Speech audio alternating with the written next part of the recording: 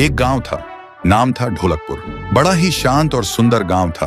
लोग हमेशा खुशी से झूमते थे क्योंकि उस गांव में रहता था महाराज रायस्टार, जो अपने गांव के लिए एक शेर था जो कभी अपने लोगों के साथ गलत होने नहीं देता था। लेकिन उस गांव में छुपा था एक डरावना राज, एक राज जो सबके दिल में था पर जुबान पे नहीं।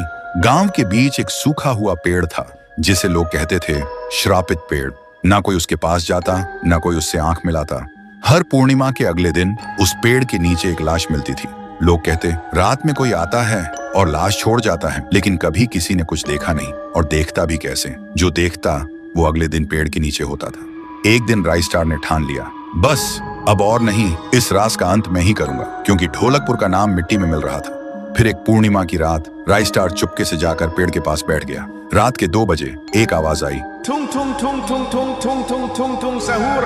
और फिर वो पेड़ भूत में बदल गया। वो भूत कुछ अजीब सा था, एक भयानक शैतानी हंसी वाला चेहरा, आंखें बड़ी बड़ी। वो पेड़ चल के एक घर के गेट को जोर जोर से खटखटाने लगता है। तभी एक आदमी डर के मारे आवाज सुन के बाहर निकलता है। वो भूत अपने लकड़ी जैसे हाथ से एक ऐसा थप्पड़ मारता कि उसकी सांस वहीं थम जाती है और उसी जगह उस लाश को ले जाता है और वापस फिर से पेड़ बन जाता था। देखते ही रायस्टार का दिल कांप जाता है, पर वो कुछ बोलता नहीं। सुबह लोग भीड़ में जमा हुए और रायस्टार ने पहली बार उस पेड़ से बात करने की कोशिश की। पेड़ के अंदर से एक आवाज निकली, क्या तुम सब भूल गए मुझे? रायस्टार बोलता है, तू कौन है?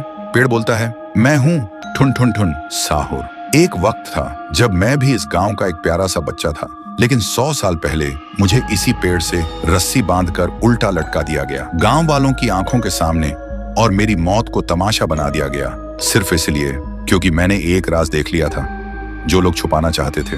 और उसी पल से मेरी रूह इस पेड़ से जुड़ गई। उस दिन से मैं इंसान नहीं, एक सज्जा बन गया और हर पूर्णिमा में एक राजदार को चुनता हूँ और फिर उसे उसकी खामोशी का हिसाब देता हूँ। रायस्टार बोलता है, लेकिन अब तो वो लोग मर चुके हैं ना जो तेरा कसूरवार थे, अब तू मासूम लोगों को क्यों मार रहा है? पेड़ कुछ देर चुप रहता है, फिर बोलता है, ठीक है, बस एक बार मुझे याद करो, एक दिया जला दो, फिर मैं कभी किसी को नहीं मारूंगा। फिर रात में सब लोग आते हैं, एक एक दिया जलाते हैं और तभी पेड़ अपने आप से आग पकड़ लेता है और आखिर में मुक्ति मिलती ठुन ठुन ठुन साहुर को।